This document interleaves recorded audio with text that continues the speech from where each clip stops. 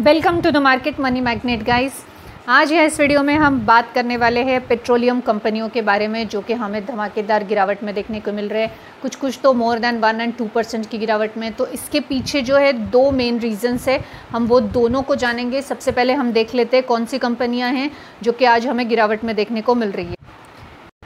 Petroleum कंपनियों में सबसे पहले Indian oil corporation limited. Indian oil corporation limited जो है आप यहाँ पे देख सकते हैं करीबन 2.27% की गिरावट में देखने को मिल रही है। वहीं पे अगर हम बात कर ले HPCL की, तो HPCL यानी हिंदुस्तान पेट्रोलियम कॉरपोरेशन लिमिटेड, ये भी करीबन 1.59% की गिरावट में देखने को मिल रही है, यानी मोर देन 1% की गिरावट में ये भी देखने को मिल रही है। इसके अलावा अगर हम oil and natural gases corporation limited की बात करें यानी ONGC की बात करें, तो ONGC भी यहाँ पे 0.033% की गिरावट में देखने को मिल रही है। वहीं पे BPCL यानी भारत पेट्रोलियम कॉरपोरेशन लिमिटेड की बात करें तो ये भी 1.77% की गिरावट में देखने को मिल रही है। अब 1.77% की गिरावट छोटी मोटी गिरावट ऑब्वियस नहीं है। मोर देन 1%, 1.5% की गिरावट में हमें ये स्टॉक्स देखने को मिल रहे हैं। तो ऑब्वियस है इन स्टॉक्स की इस गिरावट के पीछे के रीजंस होंगे। क्या पेट्रोलियम से रिलेटेड सिर्फ यही स्टॉक है, इसके अलावा स्टॉक्स नहीं है? ऐसा नहीं है। पेट्रोलियम से रिलेटेड और भी स्टॉक्स है जिनमें जो है हमें करीबन 16-17 स्टॉक्स देखने को मिलते हैं। इसमें रिलायंस का नाम भी आता है, पेट्रोलियम LNG का नाम है, इंडियन ऑयल है, GAIL है, HPCL है, गुजरात गैस है। इसके अलावा आप लिस्ट में देख ही सकते हैं चेन्नई पेट्रोलियम भी देखने को मिलता है। तो जितने पेट्रोलियम के स्टॉक से आप सबको जाकर ओपन करेंगे तो भी ये गिरावट में ही देखने को मिलने वाला है। अगर हम यहाँ पर रिलायंस के स्टॉक्स को देखें तो रिलायंस का स्टॉक भी, रिलायंस इंडस्ट्रीज लिमिटेड जो है, ये भी मोर देन 1% की गिरावट में ही देखने को मिल रहा है। तो अब इस गिरावट के पीछे का रीजंस हम जानेंगे, जो कि मेनली दो रीजंस है, और ये दोनों रीजंस की वजह से हमें जो है आज ये सारे स्टॉक्स निगेटिविटी में और गिरावट में देखने को मिले हैं। अब हम चलते रीज़न नंबर 1 पे, और रीज़न नंबर 1 जो देखने को मिल रहा है वो है क्रूड ऑयल प्राइजेस। अब जो क्रूड ऑयल के प्राइजेस है ये हमें यहाँ पे डिक्लाइन देखने को मिल रहे हैं, और सिर्फ इंडिया में नहीं, बियरिश है पूरे यूरोपियन में ही देखने को, यूरोपियन कंट्रीज़ में भी वही देखने को मिला। सबसे मोस्ट इम्पॉर्टेंट यानी ओपनिंग से ही ये क्रूड ऑयल प्राइजेस जो है ये बियरिश देखने को मिले। अब क्रूड ऑयल प्राइजेस कितने बेरिश देखने को मिल रहे हैं तो आप देख सकते हैं $67.17 का पर बैरल देखने को मिला। अब यहाँ पे 67.29 पे क्लोज हुआ है। यहाँ पे जो क्रूड ऑयल है इसके प्राइजेस जैसे फ्लक्चुएट होंगे उस हिसाब से जितने भी पेट्रोलियम वाले स्टॉक्स है वो सारे स्टॉक्स में हमें गिरावट देखने को मिलेगी। तो यहाँ पे ये रीज़न तो रिलेटेबल है ही कि क्रूड ऑयल का इम्पैक्ट हमें डायरेक्ट पेट्रोलियम्स पर देखने को मिलता है। लेकिन सिर्फ क्या ये एक ही वजह है कि जिसकी वजह से आज पर हमें ये स्टॉक्स में गिरावट देखने को मिली है?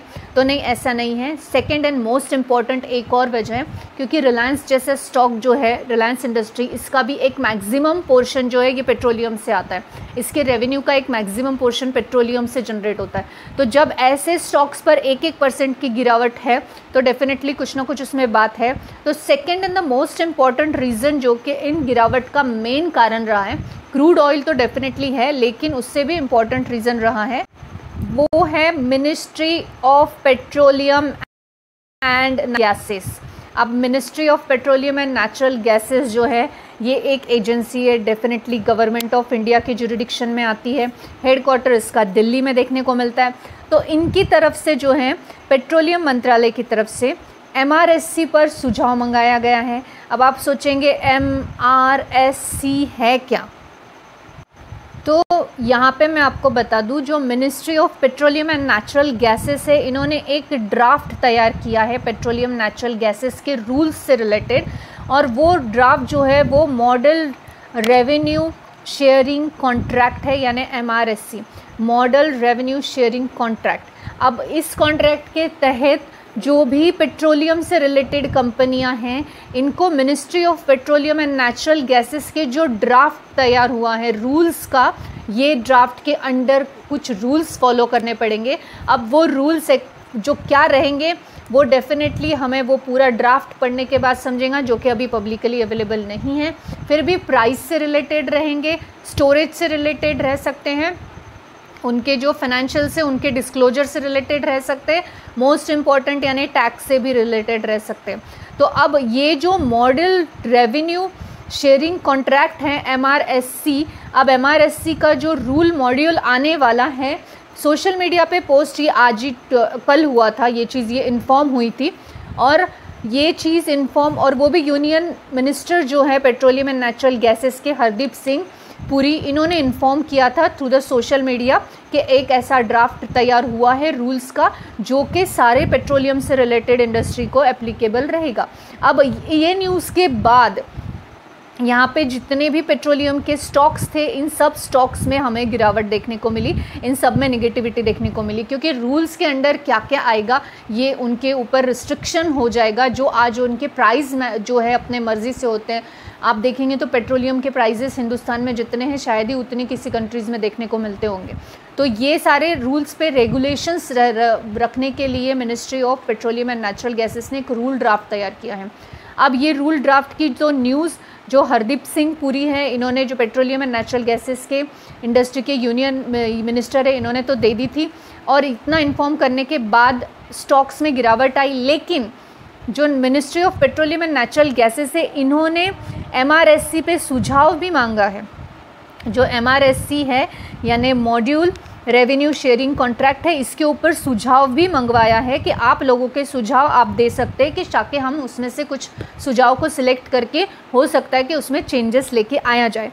और मंत्रालय ने जो लीज़ के नियमों पर भी सुझाव मांगा है, जो लीज़ रहेगी अब वो लीज़ के नियमों पर भी सुझाव मांगा है, यानी आप जो लीज़ पर पेट्रोलियम के कॉन्ट्रैक्ट लेते हैं कंपनीज़, वो लीज़ पर भी सुझाव मांगा है।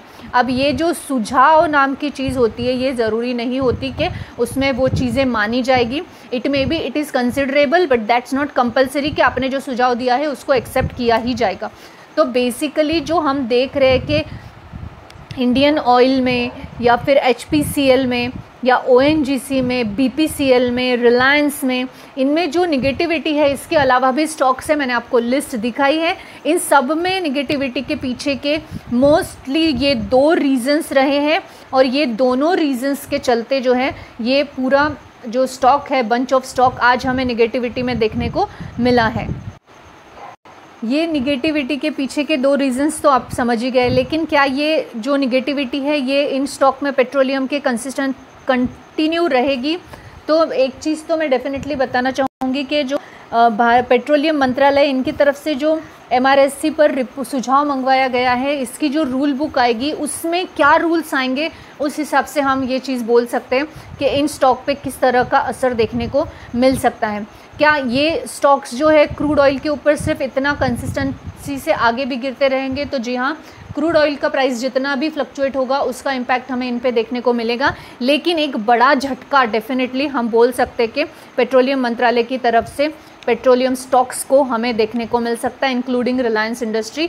अब ये तो वेट और वॉच वाली बात है, देखते हैं आगे आने वाले समय में मंत्रालय की तरफ, पेट्रोलियम मंत्रालय की तरफ से किस तरह का ड्राफ्ट रूल तैयार होता है और उसका इम्पैक्ट किस तरह से हमें स्टॉक्स पे देखने को मिल सकता है। और मंगाए हुए लीज़ पर भी जो नियम अभी लागू होने वाले हैं, ये भी कंपलसरी नहीं है कि लीज़ पे जो नियम लागू होंगे, ये नियमों का सुझाव मंगवाना और उनको चेंजेस लाना, ये दोनों का डिपार्टमेंट मंत्रालय का है, तो ज़रूरी नहीं है कि वो चीज़ें एप्लीकेबल होगी। This information is only for the educational purpose. I am not giving any recommendation here, neither buy nor a sell. I hope this information is informative for you. Thanks for watching.